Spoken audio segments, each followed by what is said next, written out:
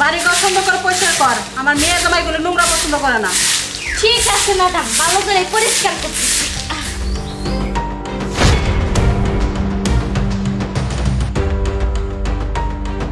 ভাই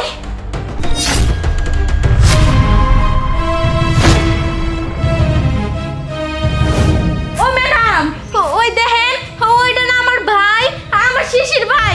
ভাই what is this? কি বলে বুয়া?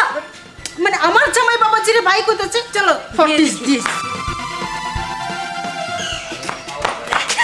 ভাইয়া, ভাইয়া তুই কেমন আছোস? কতদিন পরে তোরে দেখলাম রে ভাইয়া।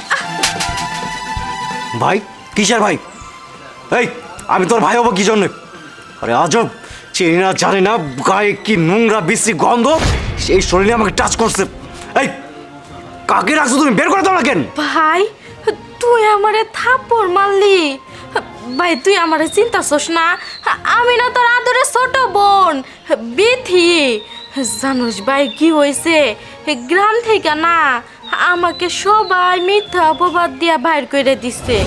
আর মা আব্বা মইরা গেছে গা, বাইসা নাই তারা। এখন থাকার ভিতরে আমি একাই আছি। তোরে কত জায়গায় খুঁজছি আর পাই নাই। বাড়িতেও মেলা দিন আসছিলাম, কিন্তু তুই তো বাড়িতে আসছই নাই, ভুইলেই গেছস গা আমাগো। পরে কোনো কিছু না বুঝা এই যে ম্যাডামের বাড়িতে বুয়ার কাজ নিছি, সব কাজ কাম করে এই বাড়িতে। যাই হোক ভাই, মেলা দিন পরেই তোরে দেখলাম। এই মাথায় কি সমস্যা আছে? তোর চেহারা দেখছস? তোর গেট আপ দেখছস? তুই আমার বোন হোস কোন দিক দিয়া? কোন দিক দিয়ে তুই আমার বোন হোস? যত সব। আরে এগুলা কি রাখছো তুমি? একটা মানুষের সম্বন্ধে ভালো করে না জেনে, তার ব্যাকগ্রাউন্ড না জেনে হুটহাট করে কাজের মানুষ নিয়ে আসো, তাই না? এই মেয়ে, তোমার মতলব কি? হ্যাঁ, তুমি আমার জামাই বাবাজিরে বাই বাই করতেছো? হ্যাঁ, তার মানে কি? তুমি মানে একটা কিছু বেচাইতেছো? তোমার মতলব আমি বুঝা গেছি গা। আলতো সারি কোথাকার। এই ছোট লোকের বাচ্চা, তুই কিসের ভাই ভাই করছিস? হ্যাঁ, তুই আমার বোন জামাইকে ভাই বলছিস কোন সাহসে? তুই জানিস ও কত বড় বিজনেসম্যান? ওর মা বাবা থাকে লন্ডনে, আর তোর মতো ফকিন্নি কি করে ওর বোন হবে বল? আচ্ছা ঠিক আছে মা, বাদ দেন। মানুষের সাথে মানুষের চেহারা মিল থাকতে পারে, হয়তো এই জন্য ভুল করে ফেলছে। আচ্ছা চলুন তো। দাঁড়াও।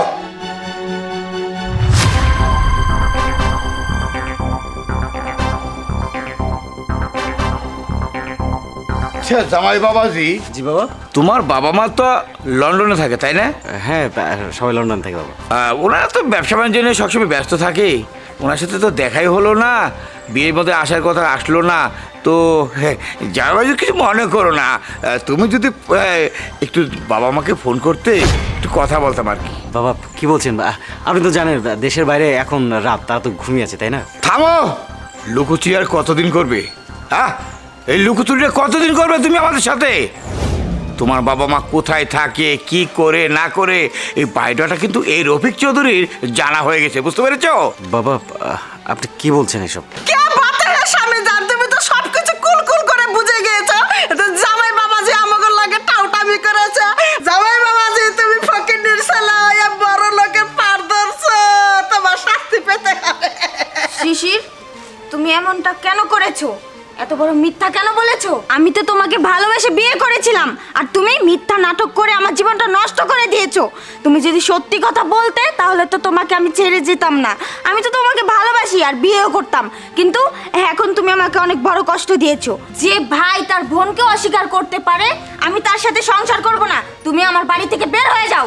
না না ম্যাডাম, এইগুলো আপনারা কি কইতাছেন?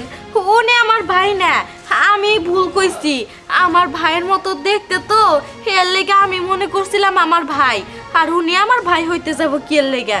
আমার ভাই হইলে তো গরিব হবো, আমাকে মতো মানুষের বাড়িতে কাজ করে খাইবো, এত বড় লোক হইব নাকি? আমার ভাই আমার রক্তের হইলে আমার অবশ্যই চিনতো, কোনোদিনও না করতো না। আর উনি তো আমার না করতেছে, উনি আমার ভাই না। আমি জায়গা থেকে দাঁড়াবো না, কই যাবি?